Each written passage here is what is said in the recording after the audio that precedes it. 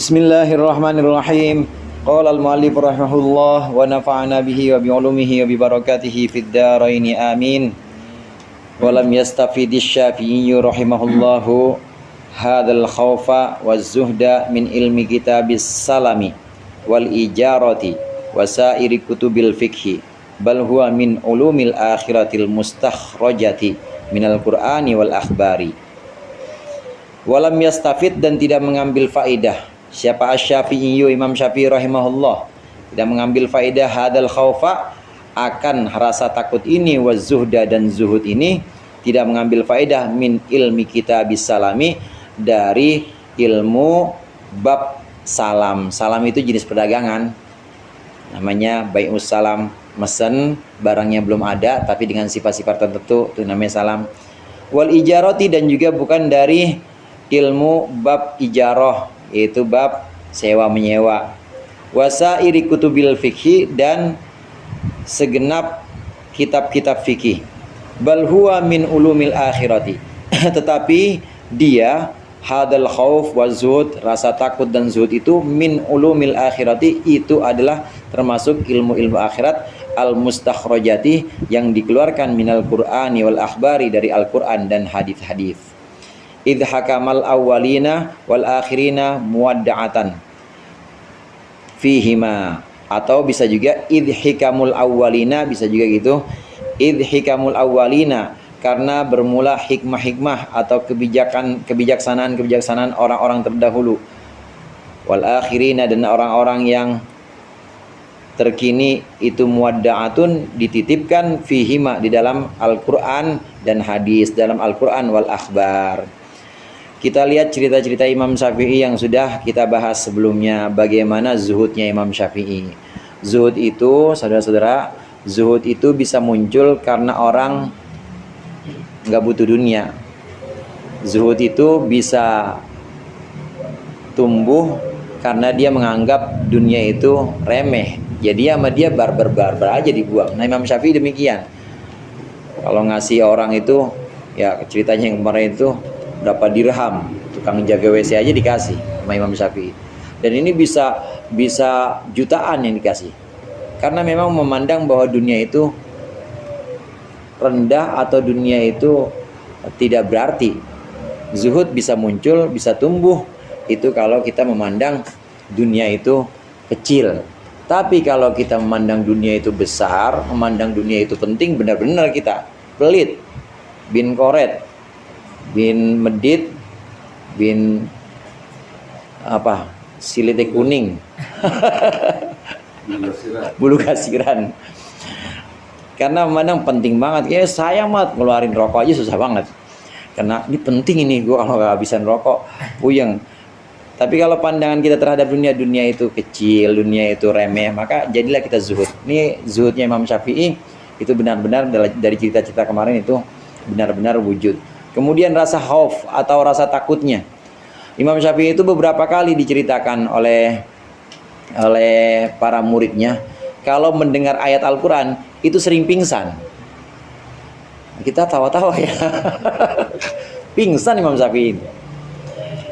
Kalau dengar ayat Al-Quran itu pingsan Imam Syafi'i, karena benar-benar muncul rasa takut itu.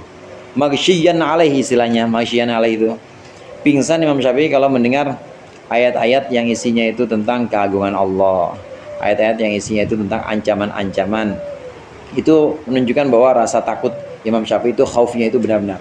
Zuhud dan khauf ini nggak bisa didapat dari babul salam, nggak bisa didapat dari babul ijarah, bab jual beli, bab utang piutang, nggak ada itu rasa takut zuhud, nggak bisa didapat dari itu. Terus dari mana Imam Syafi'i itu dapat? Imam Syafi'i itu dapat dari Al-Quran, dari hadis yang menceritakan tentang itu. Kok nggak terkenal beliau sebagai ulama sufi, nggak terkenal sebagai ulama tasawuf? Karena memang zaman itu yang dibutuhkan bukan tasawuf. Zaman itu yang dibutuhkan masih fikih.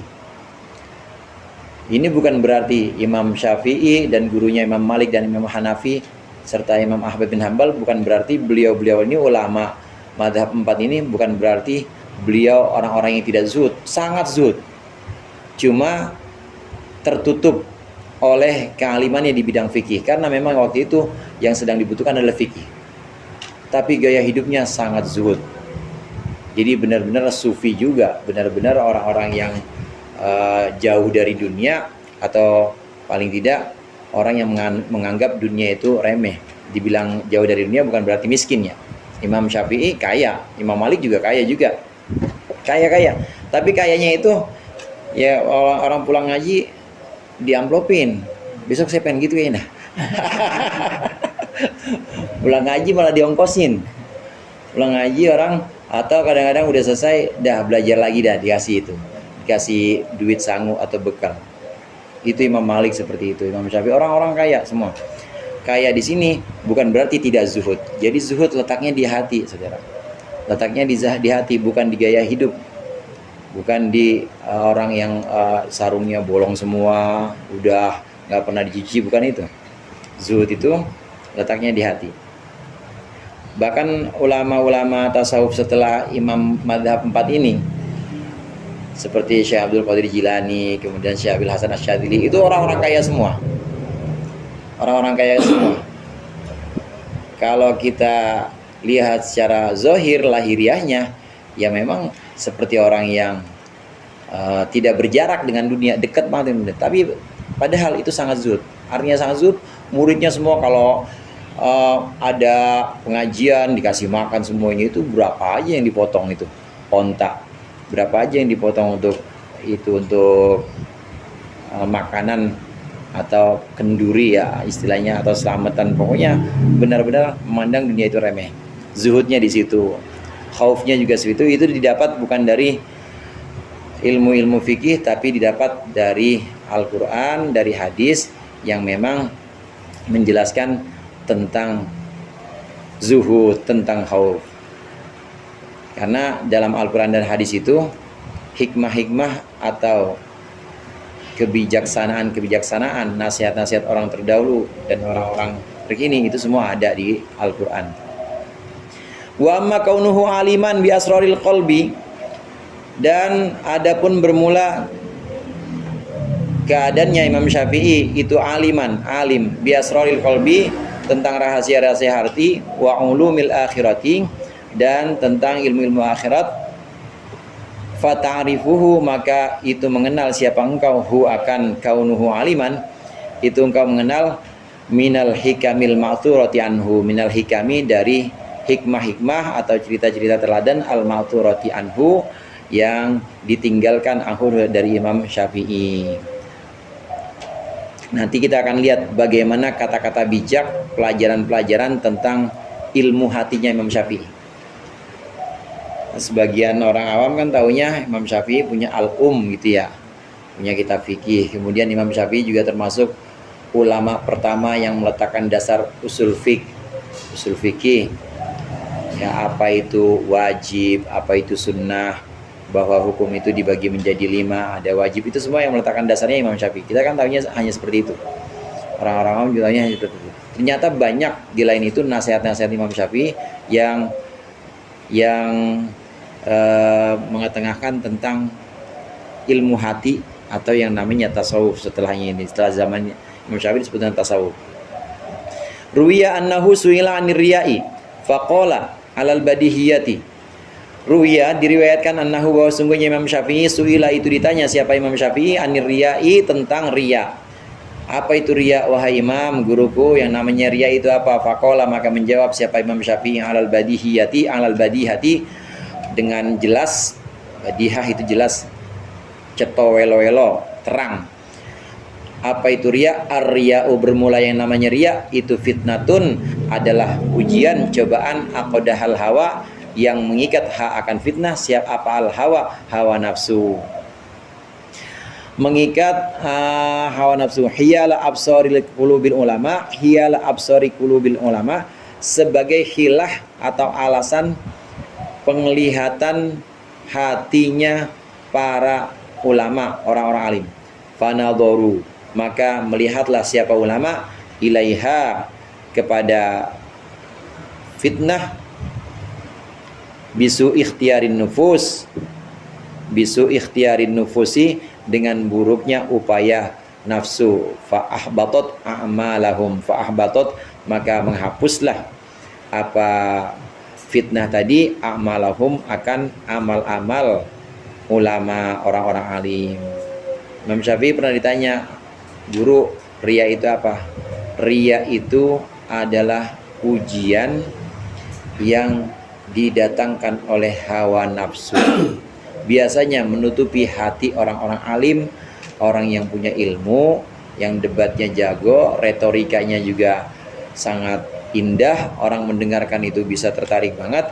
Ini kemudian bisa difitnah atau dicoba dengan yang namanya riya, sehingga riya itu kemudian menghapuskan amal-amal mereka. Orang riya itu kan saudara, artinya memperlihatkan kepada selain Allah, memperlihatkan kepada selain Allah. Kalau kita memperlihatkan amal kita kepada selain Allah, ya Allah bilang, oh buat ini, buat hadirin, oh buat audiens, oh buat jamaah, ambil pahala lu sama jamaah ntar, jangan minta sama gua, kata Allah gitu. Begitu di sana nggak ada apa-apa di timbangan. Kata malaikat, iya ente kan ngamalnya bukan karena Allah, amalnya kan karena jamaah, amalnya kan karena audien, karena mustamiin. Minta pahalanya sama mustamiin. Di sana mustamiinnya pendengarnya lagi pada bingung juga. Lagi pada bingung masing-masing.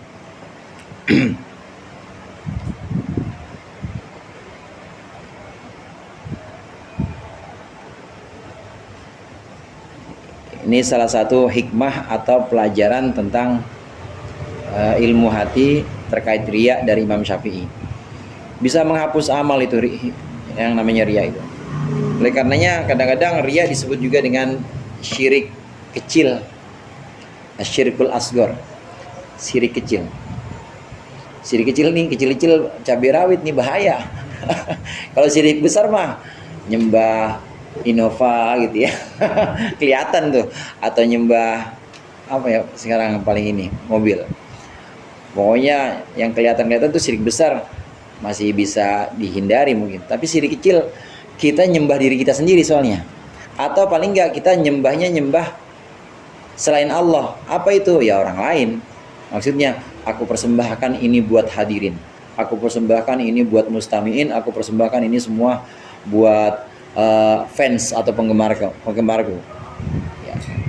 Itu kalau dipersembahkan semuanya untuk selain Allah, nanti ganjarannya minta sama orang-orang itu, jangan minta sama Allah. Jadi dia menyekutukan Allah dengan para penggemarnya, dengan para pemujanya. Kalau pengen dipuja mertua, ya berarti dia menyekutukan Allah dengan mertuanya gitu. Batal amalnya, terhapus semua pahala dari perbuatan-perbuatannya. Wa qala Syafi'i rahimahullahu taala, idza anta khifta ala amalika al-ujba fandur ridoman tatlubu wa fi ayyi thawabin targhabu wa min ayyi iqabin tarhabu wa ayyi afiyatin tashkuru wa ayyi bala'in tadhkuru fa innaka idza tafakkarta fi wahidatin min hadhihi hisali saghura fi ainika amaluka fandur kaifa dzakara haqiqatar riya wa ilajal ujbi wa huma min kibari afatil qalbi.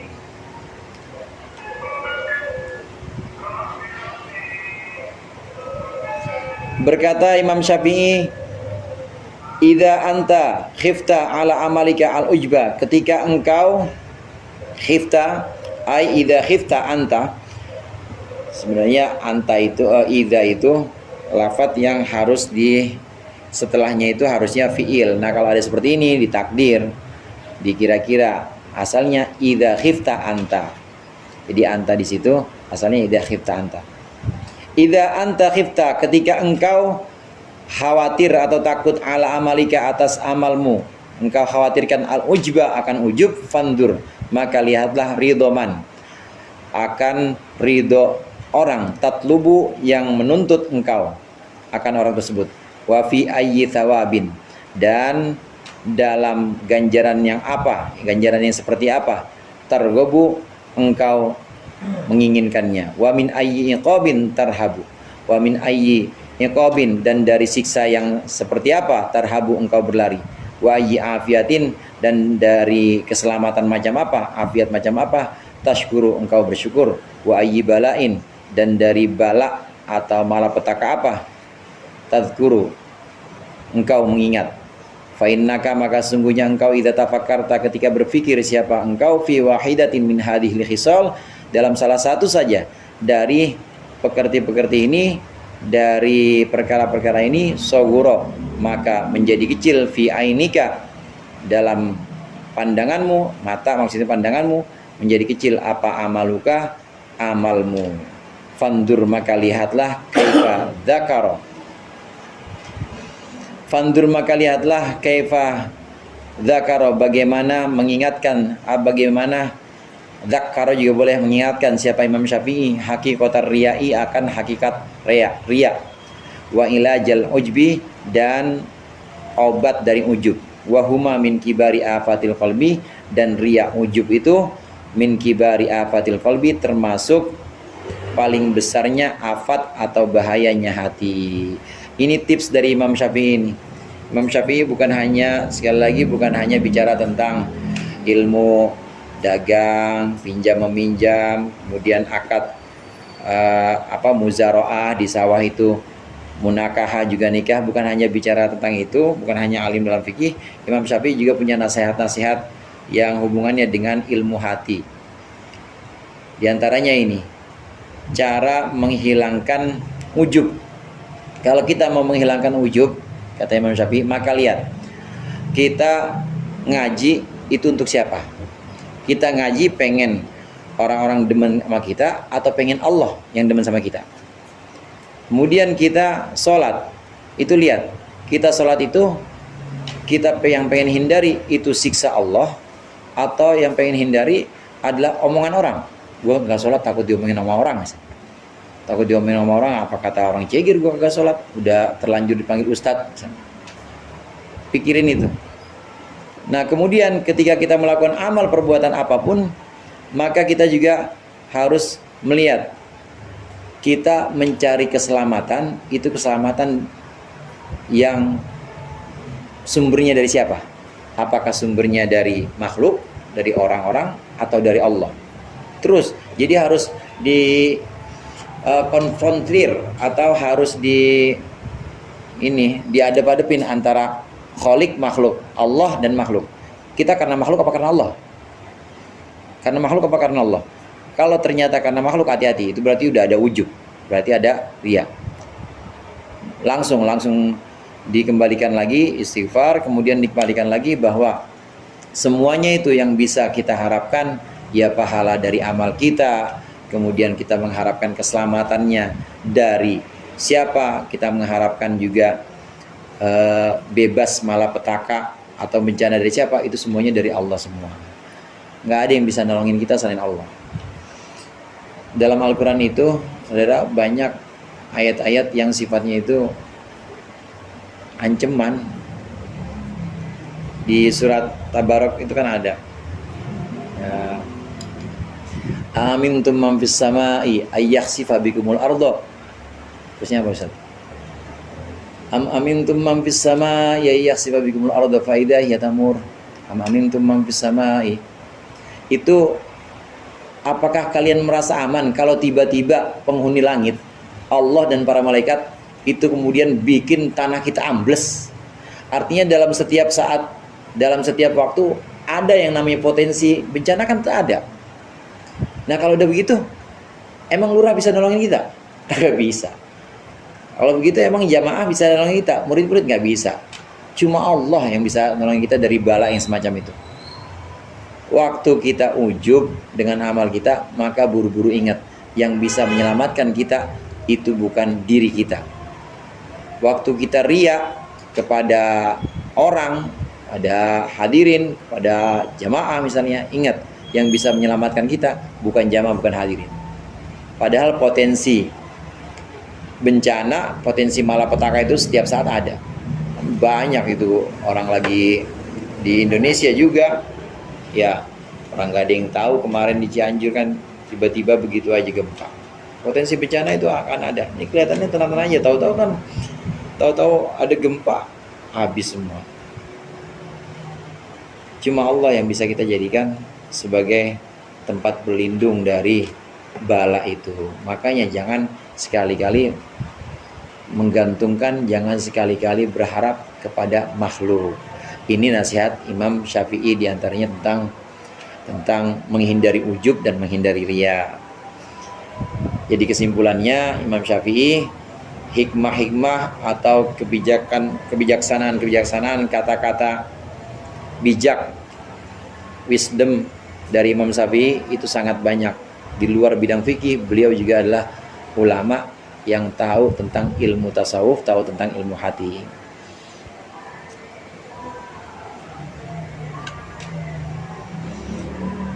Dan dua itu, riya dan ujub, itu termasuk penyakit hati yang paling besar. Penyakit hati yang paling besar. Wa qala Syafi'i radhiyallahu anhu, man lam yasun nafsahu lam yanfa'hu ilmuhu, wallahu a'lam bishawab. Al-Fatihah.